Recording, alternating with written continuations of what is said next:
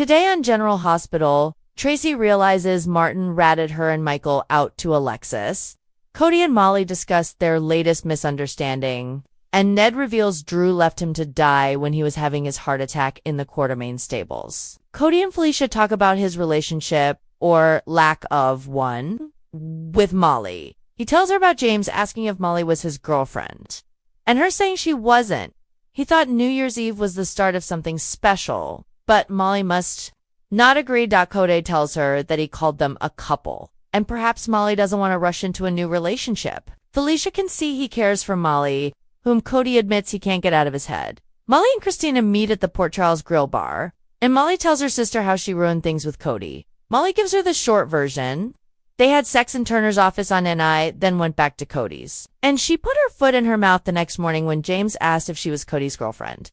Molly regrets saying no, explaining she just blurted it out and that she and Cody are over now. Christina thinks she needs to clear things up with Cody right now. Later, Molly turns up at the stables, causing Felicia to race out so she and Cody can talk. Both Cody and Molly apologize, but Molly asks to go first and explains she panicked and would like to be his girlfriend if given the chance at the Quartermains. Tracy gathers Ned, Olivia, Brooklyn, and Chase in the living room to reestablish her father's cocktail hour and be sociable. Tracy shares some good news. Her friend, the judge, has signed a court order requiring Drew to return their heirlooms. Olivia doesn't know if pushing his buttons this way is a good idea and suggests they find a way to make peace.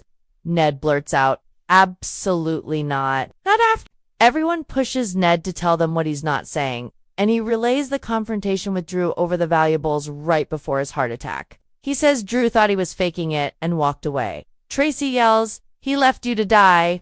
In the sunroom, Michael and Jacinda talk to Wiley, who had fun playing video games with Gio. Jacinda turns out to be a gamer, and Wiley makes a date with her next week to play games. Michael then takes the boy to bed.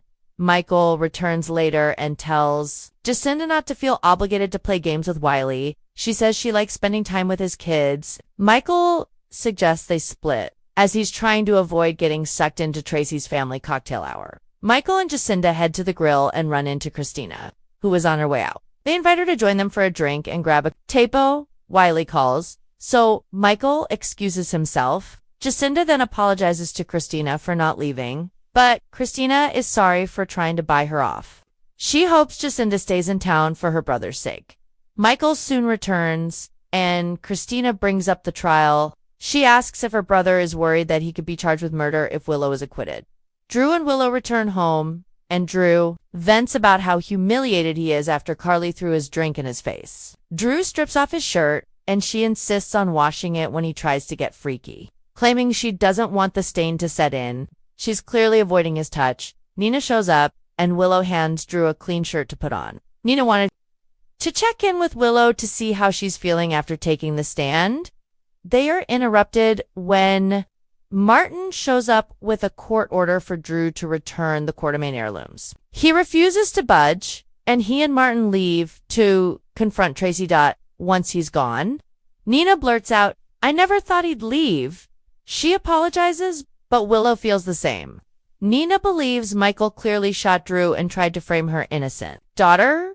Willow admits she almost had a panic attack on the stand, and Nina says she was so proud of her for standing up for herself. Nina asks whether she thinks Drew paid off the judge during the custody hearing, but Willow says Drew believes Michael did and framed him. Nina pushes Willow to dump Drew, as she doesn't need his help getting custody once she is exonerated, and Michael is taken away for attempted murder in Alexis' office. Trina and Kai asks Alexis if they can keep this confidential. Alexis says she won't reveal anything unless they tell her to, and asks who they think shot Drew. They tell her Willow, and they were there that night. Trina explains they were there to find the evidence Drew had against her mom. They hid in the bedroom when Drew came home, and that's when they heard the gunshots. They admit they didn't see Willow but heard her ringtone. They connect all the dots for Alexis using the evidence Justine presented against Willow. Alexis says the ringtone isn't enough, and Willow married Drew, the man she supposedly shot. Why? Trina suggests that she married Drew to throw everyone off. Alexis says that what they are saying is that Willow fooled everyone into believing she's a loving mother, but she's really a cold-blooded killer. Alexis needs real evidence. 2. Point to Willow and asks why they didn't come forward earlier. Trina explains that the blackmail wasn't public knowledge before. Kai asks what she's going to do. Alexis tells them absolutely nothing. Alexis says she is obligated to defend her client. Kai thinks they should go to the police, but Alexis warns that it would only implicate themselves in a crime, and they know that's why they came to her back at the Quartermain mansion. The family is up in arms over Drew walking away and leaving Ned to die. Suddenly, Yuri is heard yelling at Drew and Martin in the foyer. They race out there, and Tracy thanks Yuri for trying to stop them and calls him off.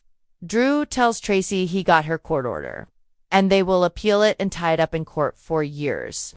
Tracy says that's not in Martin's best interest, as she'll bring him up on fraud charges as they argue. Tracy realizes Martin is the one who ratted her out to Alexis. As he was lurking around the day she and Michael talked about that night. Martin claims he doesn't know what Tracy is talking about.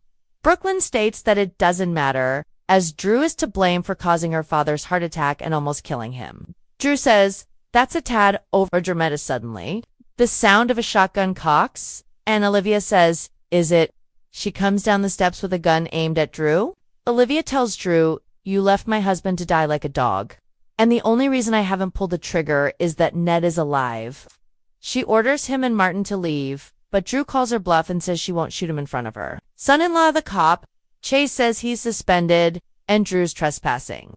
Martin flees and Drew eventually follows once. They are gone. Olivia laughs that the gun wasn't loaded. Tracy says her father's prized shotgun is now Olivia's as she earned it. In the stables, Cody tells Molly, you want to be my girlfriend, and I'd like to be your boyfriend. They kiss and he carries her upstairs at Alexa's office. Kai tells Trina they said what they had to say and should leave. They walk out, and Trina can't believe Alexis didn't believe them. So what do they do now?